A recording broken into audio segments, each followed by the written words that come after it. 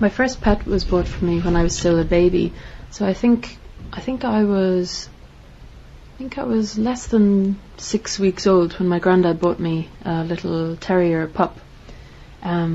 So as long as I can remember from being very, very young, I can always remember this little dog who grew up with me, really. Her name was Lulu.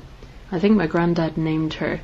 I don't really know why he called her Lulu, but maybe after an English pop star, or maybe he liked the name, I'm not really sure. But he used to always call her Lula rather than Lulu, so I'm not too sure how the name came about. But anyway, Lulu and I were about the same age, really, so there wouldn't have been more than 6 weeks between us. And she was really cute, very small dog, as most terriers are, I suppose. So yeah, quite small and very small face. So she had really cute features and big brown eyes, from what I remember. So she was really sweet looking, and she was very friendly as well, and would be very happy when we'd come and take her for walks or just play with her even. So yeah, we grew up together for the most part. I tried to spend as much time with her as I could, because she didn't actually live with me, she lived with my granddad still. He looked after her for me. But yeah, it was really sad. I mean, as she got older, obviously a dog doesn't live as long as we do. So about the time I was maybe, 12 or 13, I suppose, you could really see that poor Lulu was getting much older, and she'd have more difficulty in walking, and she just looked like she'd aged a lot, really. So she finally passed away, I think, when I was about 16. So she lived to be quite old for a little dog like that.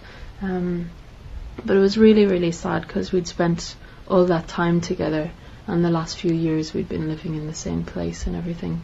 So I was really, really sad when she passed away. Oftentimes I think with a pet, when you've had a pet for so long, maybe you don't realise how really attached you are to that person, or to that pet, to that animal. And so it really was a wrench when she died. It was very sad. Okay, Kevin, I hear that you're from Wales. Yes, I'm from Wales. Okay, and you're really into rugby? Yeah, I love rugby. In Wales, everybody plays rugby. In primary school, in junior high school, and high school, we play rugby. And when I was in high school, everybody in my school had to play rugby. All the boys had to play rugby, and it's our national sport. Okay. Do you still play now? I played about 5 years ago. I played in Japan, in Kobe. The club was called Kobe Regatta Club. Okay. And they were very strong. Uh-huh. And yeah, but in this country you play on sand, but in Wales you play on grass, so it's a lot easier to play rugby in Wales. Okay. What's the best thing about rugby? Violence. It's very good because you can run and you can hit somebody, and you don't go to jail for doing it. So it's the same as if you've been to America. It's the same as American football. So it's very strong, and when you practice you become stronger, your body becomes stronger, and it's just fun playing rugby. Have you ever broken a bone? Or I've broken my nose. I've had about 10 stitches in my bottom lip. I've broken a finger, but that's not too bad. Many of my friends have broken their legs and knees and had problems, but ouch, not too bad for me. Okay, great. Thanks a lot, Kevin. Thank you. One of my friends told me that she read a story in the paper today about a man who died from eating mushrooms, which I thought was quite strange, because this old man lived in the mountains, I think, or lived in a country area where he would have eaten mushrooms almost every day, I think, or while they were in season at least. So it made me think of when I was younger and I used to go out picking mushrooms with my granddad. So sometimes around autumn time, when it had been a very, very wet night maybe especially, that would be good for finding mushrooms the next day. So we'd go out maybe 3 or 4 of us, my brother and I and my granddad. Sometimes other members of the family would come too, or other children who were around to play, and we go picking mushrooms. But I don't think I ever, well, I suppose I did pick up mushrooms, but I think most of them were the same type, so we didn't have to worry too much about poisonous mushrooms where we were, because I think mostly they were okay, but my granddad would have told us anyway which ones we could pick and which ones we couldn't. So it seems strange to me that a man who would have been really familiar with these mushrooms would actually die from it. But I haven't read the whole story, so I'm not really sure what happened. But my friend seems to think that he ate these mushrooms a lot and that it was just a gradual build-up of the poison in his system, which is kind of an awful way to die, really, especially when when you live that close to nature and you're eating, well, the food that nature offers you, that nature always offered us. It does seem a bit unfair, really. But yeah, there are lots of foods, I suppose, that can do you more harm in the long run. But in Ireland as well, actually, my mother was really surprised that I'd started eating raw mushrooms. So while I was in Australia, we used to have raw mushrooms in sandwiches, which I'd never had before, but I thought it was quite tasty. So when I went home, I'd make some sandwiches with raw mushrooms, but my mother was really surprised and was wondering what the hell I was doing eating raw mushrooms, because we never ate them unless they were cooked.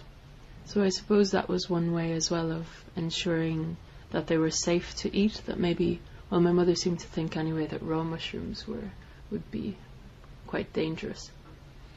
Also, one of my colleagues this morning asked me if I'd ever eaten a pine mushroom, which I'd never heard of before, but he was telling me that they're a delicacy here in Japan and that I should really try one, even though they're very expensive. He said between 3,000 and 5,000 yen, I think they cost. So I'm not really sure what the taste is, but maybe there's something like, I don't know. I think he said there was a really strong smell, so maybe a similar smell to truffles in France or Italy, maybe. I'm not too sure, but it sounds interesting anyway. Yeah, so I think from growing up with dogs, like we always had dogs at home or at my granddad's house. So we were always playing with dogs. So I've never really had a fear of dogs like some people have. And I always considered myself a dog person. You know the way most people consider themselves either a cat person or a dog person. So that they either prefer cats or dogs. So I always thought of myself as a dog person, although recently in the last year or two, I'm kind of wondering about that because I've met some really nice cats. Though before I always thought of cats as being too independent, really, and almost haughty or snobby towards people, because they don't really seem to need people or need affection as much as dogs do. And that's a really nice part about dogs, I think, is that you really feel an attachment to them, and they're so happy when they see you, and you can really tell, as long as you treat them well, obviously, that they really love you and they look after you. Now, Vivian, do you mind me asking how old you are? I was 80 years old on November 3rd, 2004. Wow, 80. What does it feel like to be 80? It's a little inconvenient because my mind didn't turn 80, but my body did. And I find that sometimes my mind follows my body too. And it's hard to be as quick as I used to be. And I always want to do more now than I am able to do. I can't do what I used to do when I was younger. Oh, that's disappointing and probably a little frustrating. Very frustrating, especially when you have been active all of your life and all of a sudden things have slowed down to where you can't do all those running around, flying around tasks that you used to be able to do in a morning, sometimes it takes me 2 days to get everything accomplished. Well, those are definite disadvantages to getting older. Are there any advantages? Can you give us some hope? Yes, yes, there is hope.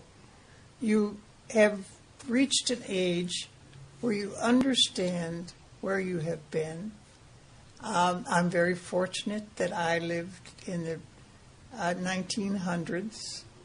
I was born in 1924. I saw the airplane invented. I saw the beginning of penicillin. I saw the medication for polio, which stopped it in its tracks.